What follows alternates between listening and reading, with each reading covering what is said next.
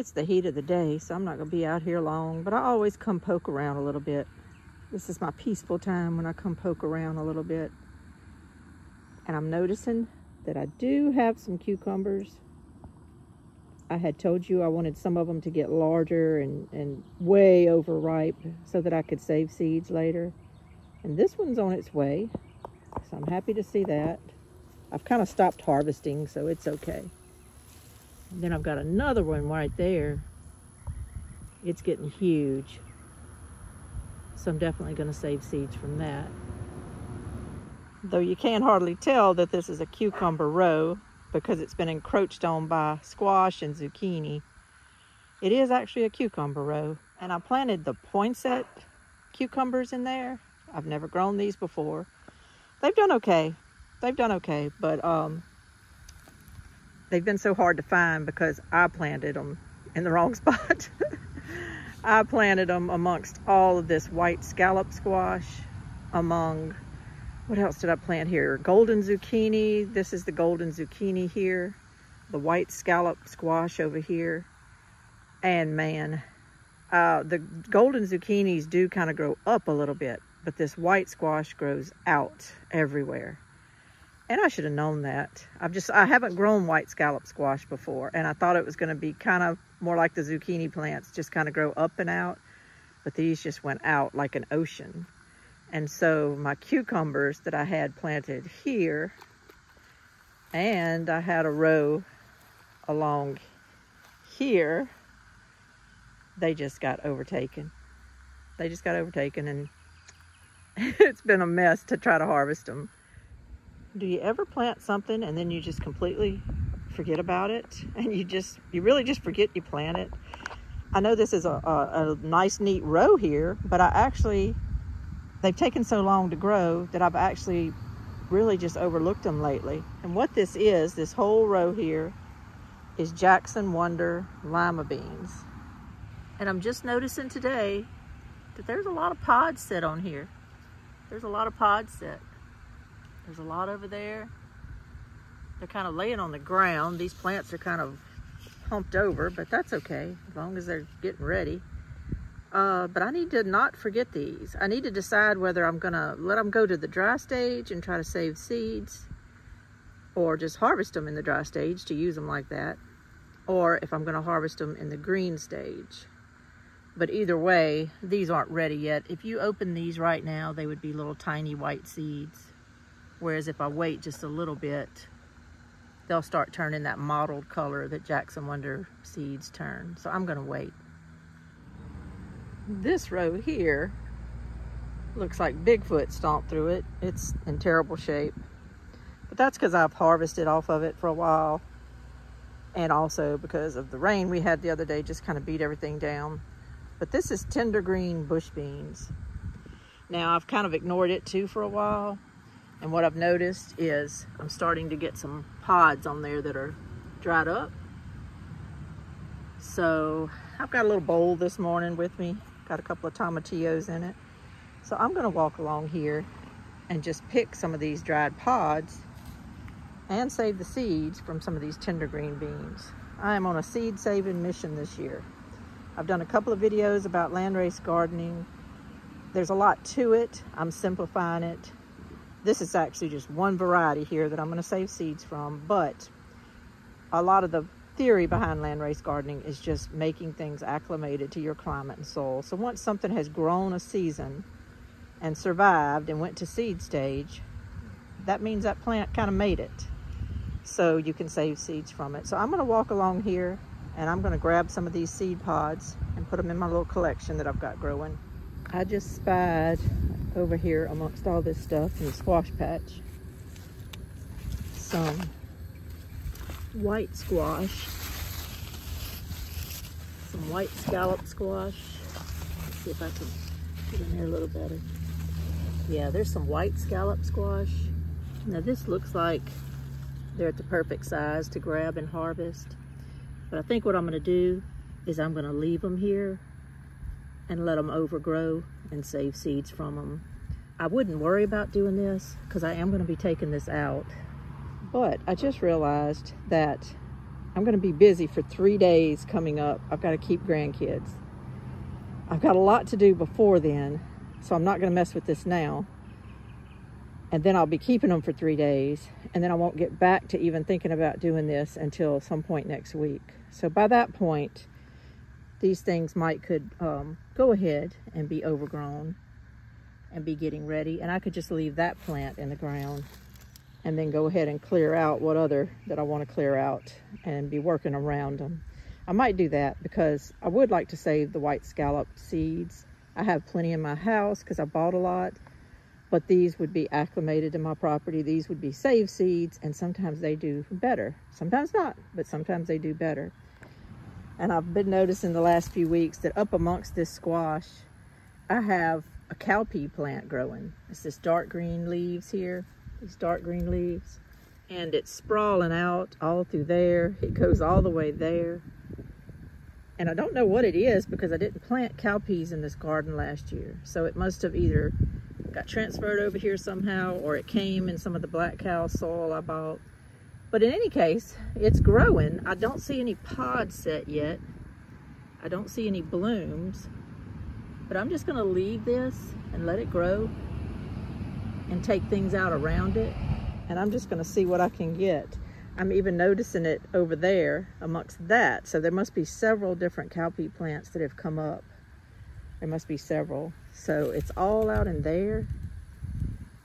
So let's just see what we get from that. I'm curious, and if it survived and come up on its own and is growing and puts off any type of pods, I'm just going to let them go to the dry stage, and I'm going to save the seeds. And I'll know that I have a good, strong cowpea that really wants to grow here on my property. So that's exciting to me. I love stuff like that. I'm gonna work real quick on picking these dried pods off my Appalachian pole beans. These are ready. I've got some others down here that are still a little pliant. I'm not gonna pick those yet. I'm just gonna go for the ones that are really dry. We're gonna get out of here and run a couple of errands. There's a few things I need to look for today. I'm gonna bring y'all along with me. We'll see what we can get into. We're gonna head to Hammond, Louisiana first. I need to look for a toilet seat for a 5-gallon bucket. I actually checked the website at Home Depot, and it said they either had to ship it to the store or they could ship it to my house. So I don't think they have any in stock. But it's a good little outing for Richard, so I thought we'd go in and just see. I'll check their shelves and see what I can find. But, of course, they didn't have it. I should have known that, but I wanted to just kind of come look, and if they did have it, I wanted to be able to feel it and touch it. I don't have an Amazon account, so I'm going to have to order it from somewhere, and I just kind of wanted to see what was out there, but they didn't have anything. One thing I can go ahead and do, though, is I can go ahead and get the bucket, because while I'm here, I can do that. Home Depot has good buckets. They're pretty much the cheapest 5-gallon buckets you can get. And so I wanted to go ahead and just grab that while I was here. Not too bad, $4.48 each. My total was $9.85 for 2 5-gallon buckets. So not too bad. I'll order the lids and get this taken off my prepping list. Next, I'm heading to the co-op in Laranger, Louisiana. I want to get me a T-post puller. I'm blessed to have a lot of co-ops that are near me, north, south, east, and west. I can go anywhere and get things, and I love it. And one of my viewers suggested that I get a T-post puller, which I had meant to buy a while back and never did. So today, that's what my main thing is that I'm coming here to the Florida Parishes Co-op for. But I've got a few other little things that I want to get as well, and I'm hoping I can just pick them all up here. I wanted to get some duct tape. I need some because I'm about out. But Danny at Deep South Homestead had said on their video the other day that everybody needs to kind of be stocked up on duct tape because there's something that's going to happen. I don't know what, but since I was out of it, I thought, let me go ahead and stock back up on duct tape. So I went ahead and I'm going to get 2 rolls of it here today. I'm going to get the contractor grade. I don't really need the Gorilla tape. It's good. It's very, very good. But I don't need anything kind of that strong. I just need some general durable duct tape for my house. And the Gorilla stuff is kind of expensive. I went ahead and checked out their plumbing section too, just to make sure they didn't have any of those seats for the 5-gallon buckets. but I didn't see anything. I didn't think they would, but you know, while I'm here, I thought I would check. I really don't like ordering things. I like looking at things first. This store has got everything. It's got everything you would need. If you're big into horses or, you know, anything where you need veterinary supplies and all, they have it. Most co-ops do, so I encourage people to try to spend your money with the local co-ops if you can. And you know, I had to go look at the seeds while I was here. They do theirs a little different. They kind of bust bulk seeds up and put them into individual bags. But I looked at everything, and I've got everything. I've got all these seeds that are here, believe it or not. I've got some like them at my house, so there wasn't anything else I really needed to buy today. Random question for all you farmers out there. What is this that's growing right here? It's lush, it's beautiful. I'm doing it as slow as I can in slow motion so that you can kind of see it, but I was driving kind of fast. But this is fascinating to me. Nobody else around here has fields this green with this kind of cover crop or whatever it is growing in it. And I was just wondering if anybody might know. I'm here in South Louisiana and it's June. So I'm wondering what in the world this is. It just took my breath away when we were passing by, and I wanted to film it and kind of let everybody see it and see. It grows straight up on a shoot. So to me, that's not cowpeas. It's straight up, and it seems like it would be sprawling a little bit if it was cowpeas. I don't know if maybe it's buckwheat. Does buckwheat grow that thick and green before it blooms? I don't know. But I'm just curious. I thought I would kind of show this and see if anybody could tell me what it is. I'm always looking for good cover crops to buy, and I just thought I would ask. This is just a still shot that's kind of closer up. Any closer, and it was blurry, so I'm sorry. But if anybody could tell me what this is, I just thought I would include this, and it just settled my curiosity. I'd love to know what it is. We always take the long way home so I can look at things. There's this little abandoned house. I love to ride by. It's so cute. And we always look at the farmland, and we always get to talking and saying, oh, you know, look at that guy's hay. He's doing pretty good with his hay this year, or this corn doesn't look too good. Oh, this corn's kind of thin. That guy might need to replant. You know, he doesn't have a great stand of corn. And we just kind of, people don't realize it, but we're riding around looking at their stuff, you know, and looking at their fields and kind of judging whether they're slacking on their progress of their fields and their cows and stuff. Sometimes you ride around and you see just beautiful property, and you know they're taking care of it, and you know they're running it right. And then other times you see people that it doesn't look like they really have a lot going on with their crops or with their farm animals. And Richard and I just kind of comment on it. It's just kind of how we kill time when we're out riding around, but we enjoy doing it. Kind of like we're county fair judges or something, but we enjoy doing it. But always, it's always so good just to get on back home. And I've got some work to do tonight. So we're pulling in our driveway now, and I'm going to get to work, and I'm going to show y'all that I'm going to teach myself how to use my T-post puller. So come join me with that. I didn't want to do a how-to tell y'all how to do it, because I didn't know how to do it. It's not really what I thought. I thought it was just going to be kind of like a little come-along lightweight thing that I could kind of just lever on there. I don't know what I thought. This is kind of heavy, but this is what the co-op had, and that's what I bought. And it works. I'll show you some better detail in a minute. It took me a little bit, though, to just get used to this thing. But I worked on it, and finally I got it out. It was easy. I just had to figure it all out. But I had success. I was so happy. This is a before, minus that one T-post there. I'm fixing to take this whole side down. I'm not yet going to take this side down. I kind of want to, but I still have some squash plants growing up in there that are just starting to put off squash. So I'm going to leave that for now. But just taking down this half of this little garden here will help. And for anybody that's a new subscriber to me, because I've gotten a few in the last few days, I just want to say the reason that I even put all of this contraption up here was because I was having a horrible problem with squirrels and with my dogs actually getting in here and taking fruit off of my plants, digging up my plants completely and just tossing them to the side, dragging them across the yard. I was having a lot of trouble with that. So for the sake of getting food this year, I kind of put up this little T-post and chicken wire system, and it's helped me a lot. I definitely had a very good harvest this year, so I'm happy about that. But now my cucumbers and all that are on this row are dying off, and it's time for them to go. I don't know if you can hear me. I may have to voice over this, but basically I'm going to start a little high just to get it a few inches out of the ground.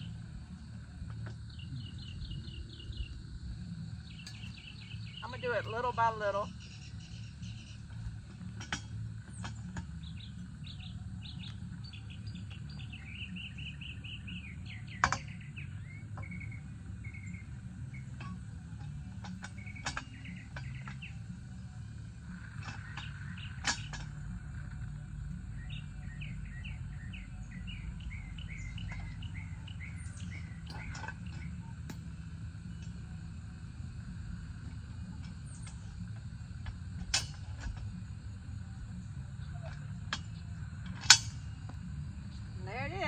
There it is. I know I might have been a little awkward with it, but I'm just learning how to use it. And I'm having to stop every few seconds just to kind of figure out which notch to put it on. But I think this is going to be great because I didn't have to sit here and use a lot of energy. I just had to kind of figure this out. And I think by the time I get to the third, fourth, and fifth one, I'm going to be rocking and rolling. But it takes a lot of energy to clean this bed and to do all this pulling out and everything. So it's a slow process still. But this part of it is so much easier now. To show you a little easier what I'm talking about, I lifted this arm back here. I have it at a 90-degree angle to the post. That's nothing scientific. I've just got it lifted up. I'm gonna hook this thing under one of the teeth here. You see, it's under that tooth there. And I'm just gonna push down a little bit. Okay, then I'm going to loosen it. I'm going to loosen it by lifting this post back up. Then I'm going to go down a couple of notches and do it again.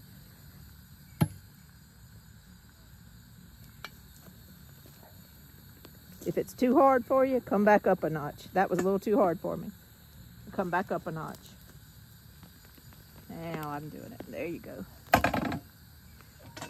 Okay, I'm going to undo it because it's not really done yet. I'm going to try to go down that notch again. I'm pushing down. Okay, now, I don't know if you can visibly see, but the post is coming out of the ground now. I'll undo it. Sometimes you can't still pull it out even though you can see most of the bottom of it because it's just still stuck on some dirt. So, might go down one notch. I think this is going to be the last push. That's it. It's out of the ground. I don't like to talk down to anybody of my viewers, and I don't want you to think I'm talking to you like a baby, but I want to say this. This particular T-post remover that I selected, like I said, it's got a metal base on it. It's got two poles, one that goes up and down, one that stays stable, and it's metal. It is heavy. If you're ever going to buy one of these to use, this particular type, I would not use it with children around at all. It's not because the thing might pinch them or anything. It's just because it's made to move from post to post, so it's not stable in the ground. There's nothing holding it in the ground. That little base there is just simply to give it traction against that T-post and the ground to help pull the T-post out. If this thing falls over, or you think you've leaned it up against something and you haven't and it falls over, it could hurt a child bad, especially a little toddler running around. So I would not recommend using this thing near children unless they're old enough to be really helping you with something. That's just my opinion. So great tool. I'm glad I got it, but I would be careful with it if you bought one. I'm leaning this up now, but on its own, it wants to fall over. That's just my advice. Well, I finished. I have 3 T-posts and 4 white posts out of my yard right now. I've got to put all that up tomorrow, but it's gone for now. Y'all, I ended up with about 80 posts around here with all this stuff, so I feel so good to get some of it taken down.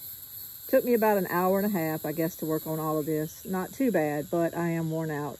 It is 7:30 at night, but it is still humid, and I am just pouring with sweat. So I'm gonna call it a wrap, and that's gonna be all I get done today.